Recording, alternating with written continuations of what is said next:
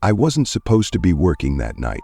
The receptionist called in sick at the last minute and the owner asked if I could cover the shift. I agreed without thinking much. After all, how busy could a small roadside hotel get on a Tuesday? A few late check-ins, maybe a coffee or two. That's all I expected. When I pulled into the gravel parking lot, it struck me how dead everything looked. The lights above the entrance buzzed weakly, casting pale circles on the cracked asphalt. An abandoned sedan slouched in the corner of the lot, its windshield clouded with grime, as if no one had touched it for days. I hesitated for a moment before killing the engine. The building stood against the night like a leftover memory. Chipped paint, flickering signs, a sagging awning over the entrance. It was a place people forgot before they even left it behind. Inside, the lobby smelled faintly of old mop water, mildew, and burnt coffee. The linoleum floor squeaked under my shoes as I crossed to the front desk. Overhead, the ceiling fan spun with a soft, arrhythmic click that reminded me of a heartbeat slightly out of rhythm. I signed myself in the shift book and checked the guest log. Only one check-in, room 12. The signature wasn't much more than a jagged line. Under address, a single word, traveling. No phone number, no license plate, no details that might route the guest to a real place. I glanced at the wall rack. The key for room 12 was gone. At least there was that. I settled into the cracked vinyl chair behind the counter, the old cushions sighing under my weight. I told myself it would be an easy night, but when I looked up at the security monitor, my stomach tightened. The feed from the second-floor hallway showed room 12's door wide open. I stared at the monitor, waiting for someone to appear. A guest heading out for a smoke. A late-night wanderer stretching his legs. But the hallway stayed frozen. The door hung open like an empty mouth in the dead building, leaking nothing but silence. For a few minutes I tried to reason with myself. Maybe the latch was faulty. Maybe the guest didn't close it properly. Still, something felt wrong. The kind of wrong that hums under your skin before your mind can explain it. I picked up the phone and dialed room 12. The call echoed faintly through the building, tinny and distorted by the old wiring. I listened as it rang and rang, each tone sounding lonelier than the last. No answer. I hung up and wiped my sweaty palms on my jeans. To distract myself, I started cleaning.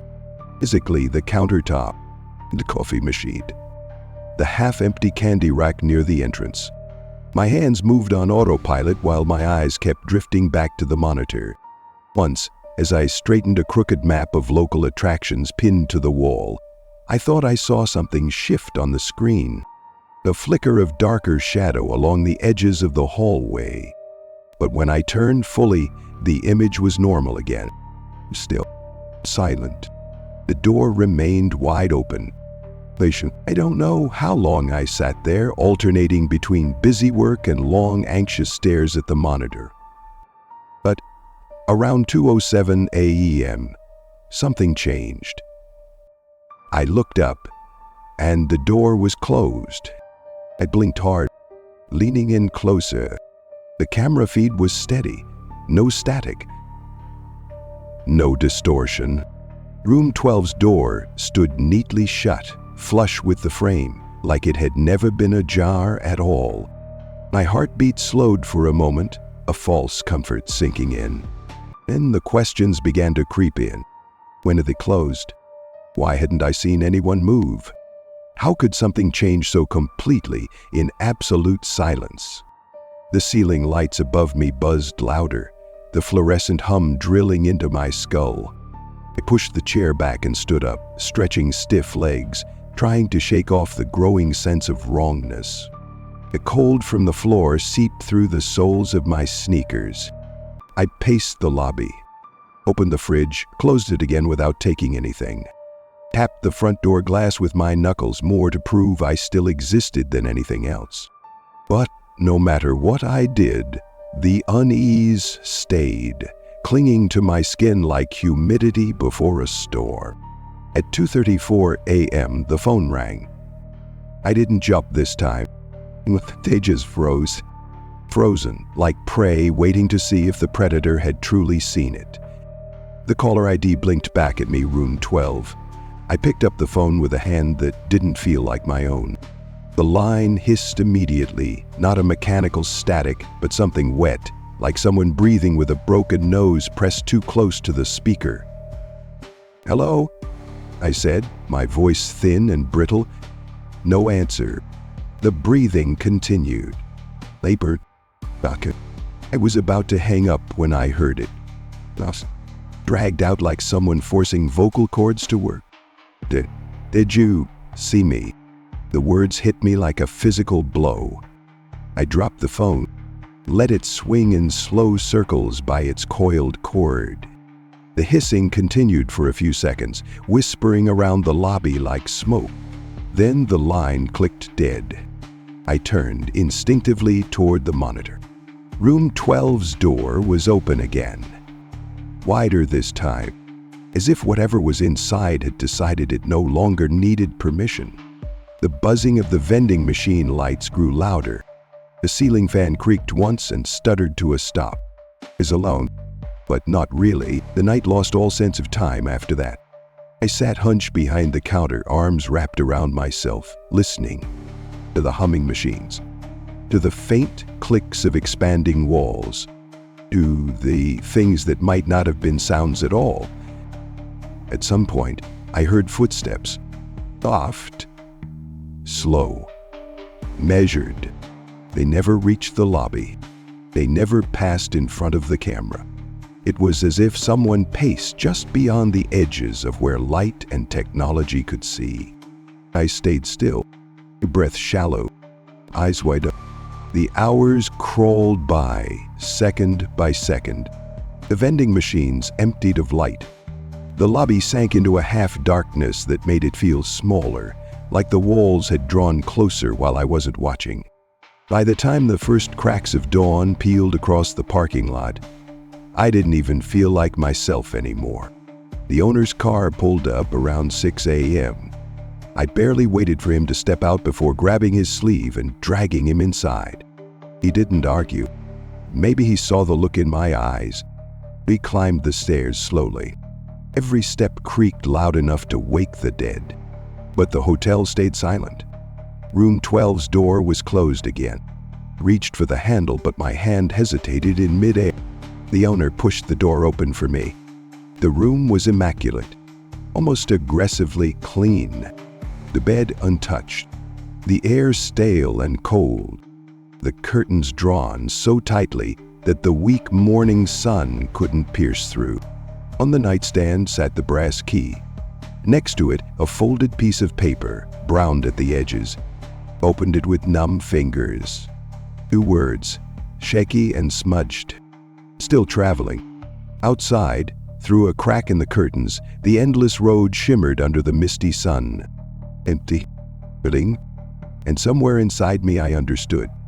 I had never heard anyone arrive, and I had no reason to believe they had ever left.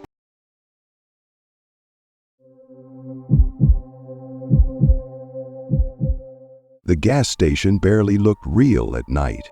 The half-lit neon sign buzzed weakly above the pumps, broken letters spelling gas ___ Tyon, flickering in and out like a dying star. The asphalt was cracked and shiny in places where old oil had seeped into the ground.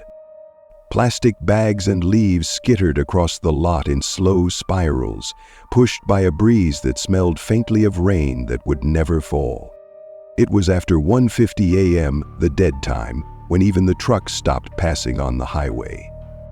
I sat behind the counter, nursing the last cup of burnt coffee, trying to stay awake by staring at the staticky security monitors. The feed from the pumps flickered, the usual interference from humidity, I thought. And then, without warning, he was there. Oh man, standing by pump 3. Not looking, not driving it. Just there. He wore dark, heavy clothes, a jacket too thick for the lukewarm night, pants that seemed stiff with dampness or dirt. No car beside him. No headlights. No noise. I leaned closer to the monitor, heart picking up pace. The man wasn't moving. Not shifting his weight, not adjusting his posture.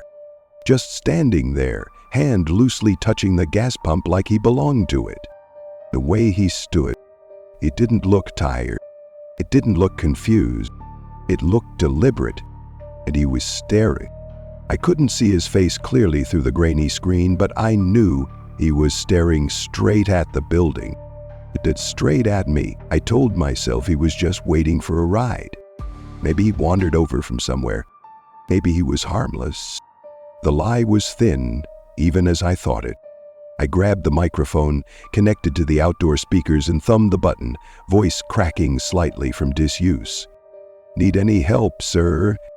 The words blared out into the night, far louder than they needed to be.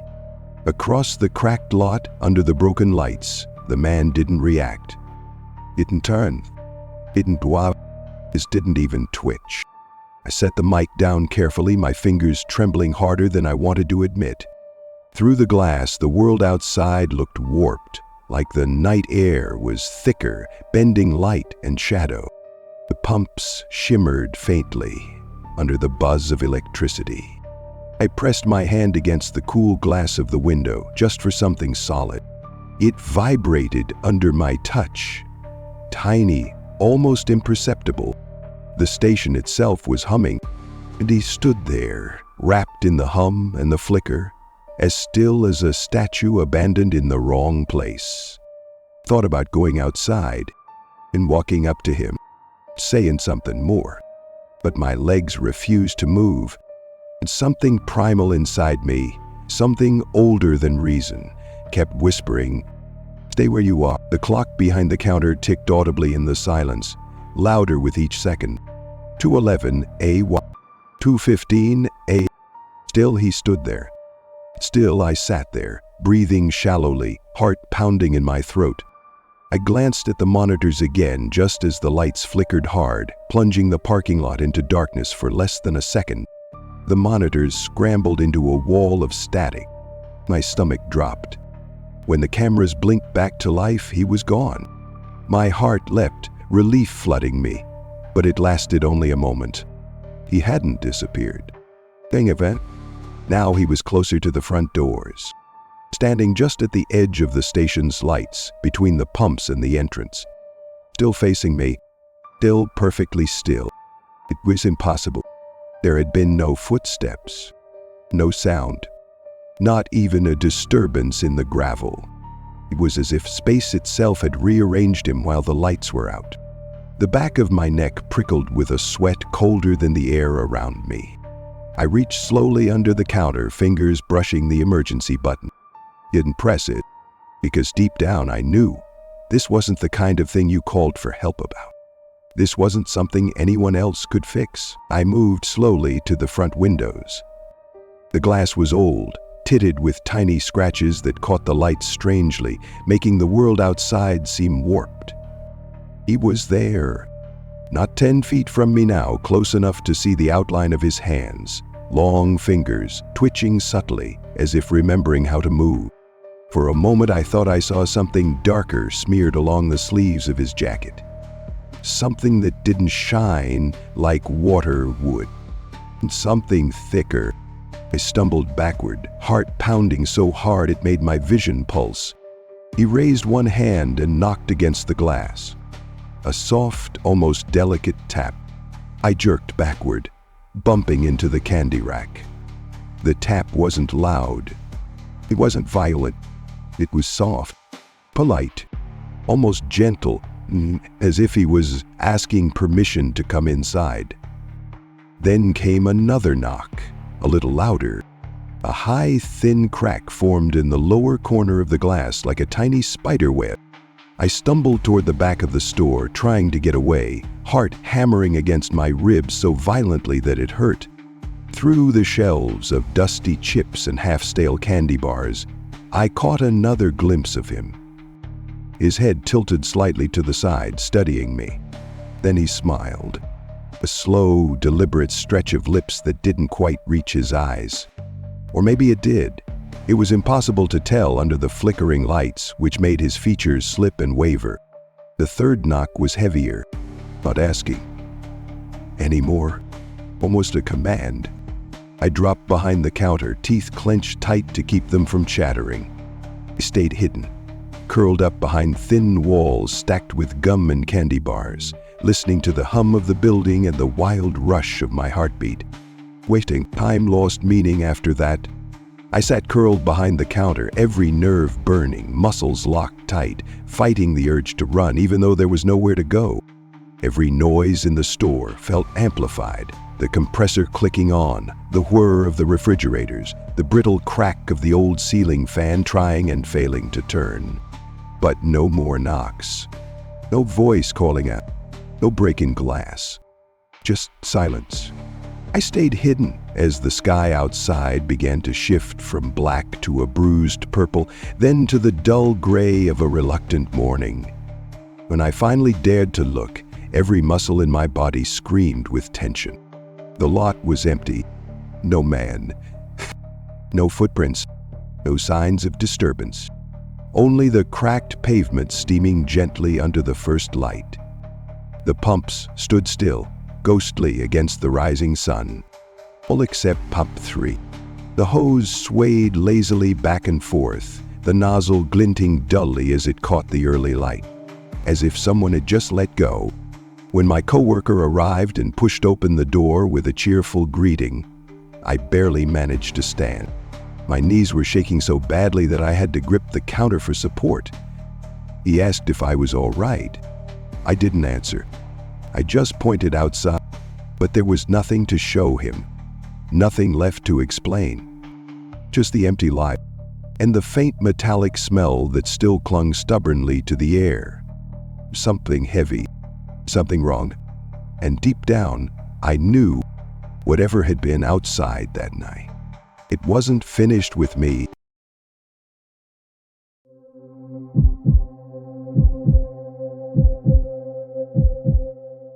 The night shift at the store was supposed to be a dead zone. That's what everyone said when I took the job. Nothing ever happened after midnight, no customers, no trouble, just hours of fluorescent fume and lonely thoughts stretching into the dark. The building itself felt forgotten. A squat concrete box wedged between two empty lots, the faded green sign above the entrance flickering like a heartbeat about to give up. Inside, the air smelled of old paper, cleaning chemicals, and something sweet that lingered too long, like syrup spilled years ago that no amount of mopping could erase. I liked the silence, usually. It made the world feel smaller, manageable. The security monitors flickered in black and white, showing nothing but rows of sagging shelves and a parking lot slowly being swallowed by fog. At 2:26 a.m., I wiped the counter for the fourth time, trying to stay awake. Outside, the world was empty.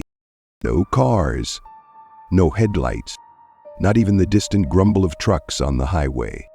Just me, the ticking clock, and the low buzz of lights that never really stop vibrating inside your skull. And then the bell above the door chimed. Not loud, not sudden, just a soft, worn-out jingle that somehow sounded wrong in the heavy, wet air. And he was there. The man who stepped inside didn't seem real. He was too still, too heavy somehow, like his body wasn't moving under its own weight, but being carried along by something else. A long coat hung from his shoulders, the fabric thick and soaked in places where it clung strangely to his arms. Boots tracked faint trails of wetness across the tile, though I hadn't heard rain all night. The door swung shut behind him with a soft sigh, sealing the air even heavier inside. He didn't look around. They didn't scan the shelves like customers usually did, hunting for a snack or a soda. He just walked. Slow, measured steps, one after the other, fingers brushing the tops of the dusty products without really touching them. Every so often he would stop, stand perfectly still between the rows of candy bars and cleaning supplies, as if listening, as if waiting for something invisible to call him deeper inside. I stayed behind the counter, frozen in place. Tried to tell myself he was just tired. Traveler, a drifter, maybe someone needing directions or a bathroom. But my skin prickled with the kind of fear you don't reason away. The kind you recognize from deep in your bones. When he disappeared into the last aisle, out of sight, the store seemed to exhale. A long, low breath I hadn't realized it was holding. And with him gone from my view, it somehow felt worse. I watched the monitors more intently now, my eyes darting from feed to feed, searching for movement. But the back aisle camera showed nothing. No shadow, no sign of life. I adjusted the brightness on the screen, squinting against the static. Still nothing. My mouth was dry, the inside of my throat tight as I called out, "You need any help finding something?" The words came out too loud, crashing against the silence and falling flat. No response. Not even the sound of footsteps. I leaned forward, palms flat against the cool laminate counter. The lights overhead buzzed louder, flickering briefly, casting the shelves into strange, stuttering shadows. The store felt like it was shrinking. The familiar hum of the coolers sounded warped now, deeper, slower, like a slowed-down tape playing just out of sync. And then, on the edge of the back aisle camera, something shifted. Blurred. Not a figure exactly, something harder to define. A distortion, like the heat that rises from pavement on burning afternoons, except wrong, colder, darker. The feed twitched, a ripple of static. And it cleared, the aisle was empty again. But the sense of presence hadn't left. It was closer now, somewhere just beyond where the camera could see. And where I could, a sharp metallic sound snapped me out of my frozen state. The storeroom door, the one no customer should touch, creaked on its hinges. I turned toward it slowly, every muscle screaming at me to stay still. The door was closed. Apple Munches had been closed all night. I stared at it, willing it to stay that way, willing the world to reset itself back to something safe. The bell over the front door chimed again. I spun around, but no one had entered. No one had left. The door hadn't even moved. I pressed my back against the counter, heart hammering wildly. The vibrations from the humming lights seemed to climb into my bones now, each buzz rattling my ribs. Something moved at the edge of my vision, not fast, not aggressive, just a shadow slipping into a space it didn't belong. Near the back, by the coolers, a shape took form. A figure, waiting, far enough that I couldn't see a face, close enough that I could feel its gaze slicing through the distance between us. I backed toward the front door, fumbling for the keys on the ring hooked to my belt loop. The figure didn't move, didn't chase, just watched. And somehow, that was worse. The keys slipped once in my sweaty fingers before finding the lock. I twisted, feeling resistance that shouldn't have been there, as if the door itself had decided it preferred to stay closed. A soft, scraping sound filled the silence behind me. I didn't dare look. The lock clicked. I threw the door open and stumbled into the night air, the heavy humidity wrapping around me like wet cloth. The parking lot stretched out, broken and gleaming under flickering sodium lights. It ran, didn't think, didn't stop until I reached the far curb, panting under a street lamp, buzzing with dying moths. When I finally turned back, the store looked just as it always had. Still, silent, benign. The faint buzz of the lights filtered out into the heavy air. The door was closed. The windows reflected only empty aisles. And then, the bell above the door chimed again. Clear, sharp, even though no one had entered, even though no one had left, even though I was the only soul standing outside. I stared until my vision blurred, until the store itself seemed to waver and ripple against the night sky. and deep inside, somewhere words couldn't reach, I understood. The store wasn't empty anymore, and it never would be again.